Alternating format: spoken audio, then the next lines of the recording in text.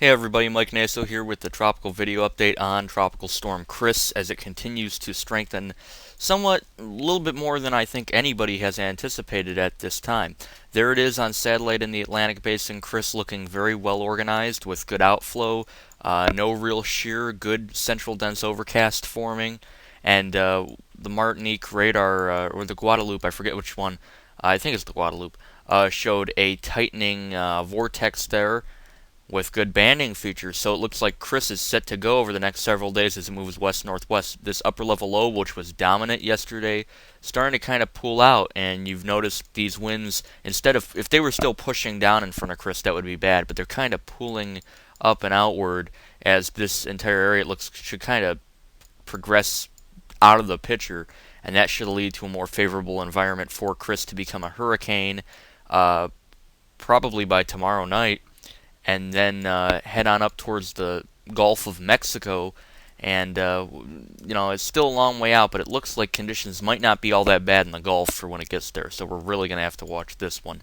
Here's the latest as of 5:30. Special update: 60 miles an hour, gusting close to hurricane intensity. West-northwest at 10. It continues that west-northwest track, and as long as it does that before it starts to bend back west, that should keep it north of Puerto Rico and Hispaniola. So you should watch it. Watch it very closely.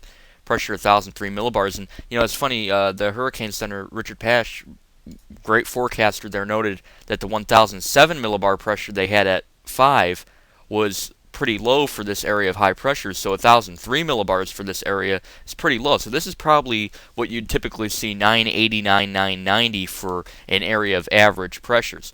But you can see hurricane, they're showing by Friday afternoon. And then starting to head in as we get towards the work week into the Gulf of Mexico. If you're in the Florida Keys, watch it very carefully. Should stay about 75 miles an hour through these 2.5 days as it goes through the Bahamas and the Gulf. But we've seen systems in the past, such as Hurricane Rita, go from tropical storm to a major hurricane. We saw the 35 storm, tropical storm, Category 5.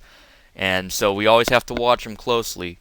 But things should be getting better for development as it moves into the Gulf. Now here's the latest visible shot of it. Classic looking tropical storm with good outflow. Everything again moving away from it, which is favorable. And then you can see the burst effect right over the top of the center, which is in there. The main inhibitor for development with this thing is land. Okay, these islands, they won't be a problem for it. I mean, maybe temporary, but I mean, not even. Now here's where the center is. Thank you, MapQuest and Lat Long. Here's where the center is as of 5. And you can see the track west-northwest will probably take it through the islands. I don't think it's going to get out of the northern islands. Puerto Rico, you got to watch it very closely, but I think it'll probably move north of there, and it's all about the north coast of Hispaniola. It's all about that. Does the system head west-northwest over Puerto Rico, over Hispaniola, and die out? Or does it strengthen and head towards Cockburn Town?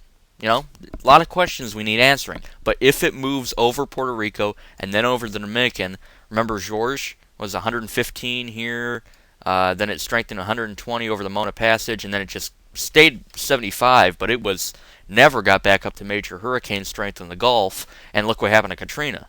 Everybody might have thought, well, if George exits in the Gulf, it's going to be a major disaster, and it wasn't. It didn't really strengthen. It strengthened a little, but not a lot. So we're really going to have to watch this system, because I think it's going to be a problem for the Gulf Coast, especially the western Gulf of Mexico. Here's the latest shear map. Remember yesterday there were all these 40, 30 knots of shear over it. Look at now, you're getting maybe 10 knots over the top of it, and light and variable shear ahead. And I'm telling you, look at this, 5 knots, 5 knots, 10 knots, and that's probably going to stick around, especially as this trough pulls away, this whole area of disturbed weather pulls away from Chris, ridge builds, leaves behind a favorable environment, warm waters in the Gulf, west-northwest, baby, into the Gulf of Mexico. We're really going to have to keep a close eye. And now, I'm a weather weenie. I am a hurricane weenie. I'm admitting it. I've been a hurricane weenie since Hurricane Debbie 2000, which, by the way, this storm kind of reminds me of, except Debbie moved north of Puerto Rico at 75 and died over Hispaniola. But I was afraid that I was going to be like a 16-year-old guy with a college girl in the car and just mess things up. but luckily I'm keeping my composure with this. This is still not a significant hurricane yet. We have to remember that it's still only forecast to become a minimal hurricane at this time, and so there's plenty of time. But if you live in South Florida or Central Florida and the Bahamas, definitely be getting your hurricane kits prepared now, and you should be rushing to complete preparations in Puerto Rico just in case, I think. Look at this. Greens, blues, all the way through the path of this thing, which are more favorable for development. As soon as we lose some of these yellows in here, it's going to be really favorable. And I'm worried that by the time the storm's here in the next few days, all that you're going to see here are blues. So, we'll have to see. There's our system in the East Pack getting sheared pretty bad. I believe that's Gilma. Here's the water vapor imagery. You can see the dry air. It hasn't really had to deal with it in a negative way. I mean, it's had to deal with it, but really the dry air has not been impeding the system. It's been strengthening. Look at that CDO. And there's that upper level low. And again, moving right along. It's closing this gap between the low and the tropical storm. As the cyclone moves this way, it's going to move into an area of, it's going to bring that moist area along. Much more moist and much more moisture here than there is down here. So it's going to have that to strengthen. Off the coast of Africa, here comes this tropical wave that the GFS and a few models make a significant hurricane, what would be described as a hurricane moving towards the islands. Another wave behind it. This one also could be a problem. We kind of see a double trouble with it. Now here's the model spread on Chris, and you can see that the track right now again is up towards Miami. I mean, if you look at where the track is, that's right up towards southeast Florida. That's the current west-northwest track. The hurricane center keeps that track and then kind of slowly bends it west as the ridge strengthens, similar to where Rita was in September of last year, which is concerning because the Florida Straits are very warm, and I'm worried. I mean, they're having to enter the Gulf at 75 miles an hour. Well, Katrina entered the Gulf at 70 miles an hour. Rita entered the Gulf at 75 miles an hour. The Gulf of Mexico is a boiling pot. I've been telling you that almost every video update because I knew that in August or September of this year, something was going to get in there and happen. And I'm really hoping Chris is not it. You can see a lot of the models, though, turn it west over Hispaniola. Now, if this is the case, it's going to come back in the Western Caribbean as a much, much weaker system. Probably not even survive Hispaniola. But again, I mean, what if it takes this track but is 90 miles an hour? It'll probably come out as a tropical storm, but it'd be better conditions for it than if it hit at 40 miles an hour and came out as nothing. So again, the stronger it gets now dictates where it goes. Strong systems move more poleward. So if this thing keeps strengthening up to 90 miles an hour by tomorrow night, hypothetically, then we're dealing with the track much more further to the north. Not too much, because the ridge will build and push it back west. So, I mean, this is going to be a system that's going to keep us on our toes, especially in IPR. Tonight, Charlie Wilson and Michael Moss will have the latest on Tropical Storm Chris as it bears down on the Lesser Antilles on center of circulation. And then tomorrow night, Zach and I will be on for the Tropical Roundtable, and then Thursday, Mike Watkins. 120 hours Canadian.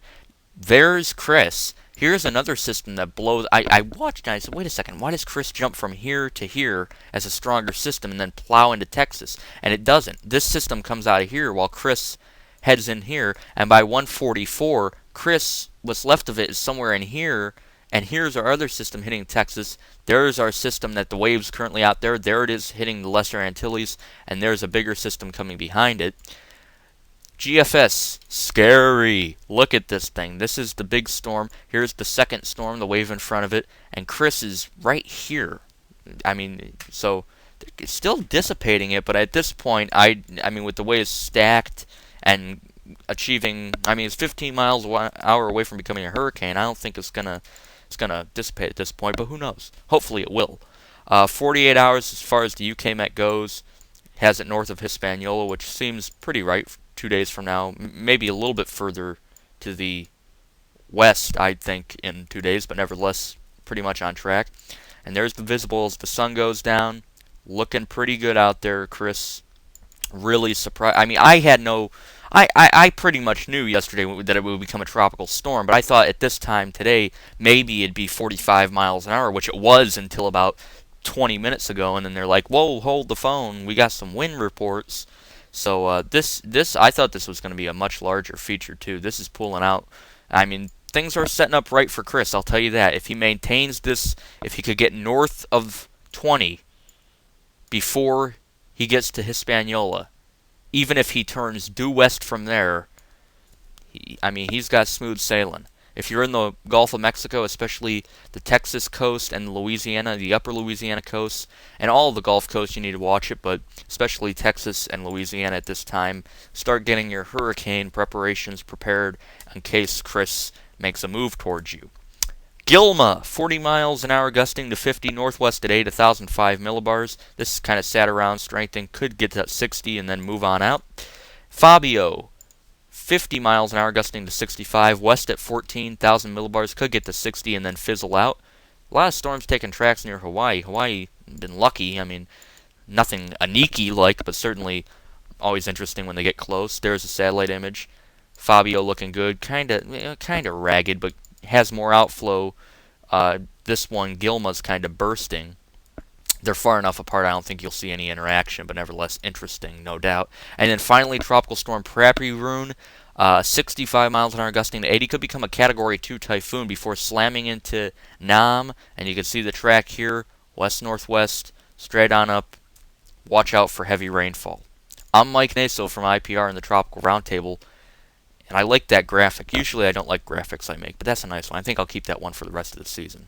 But keep an eye on Chris. Could be interesting over the next several days.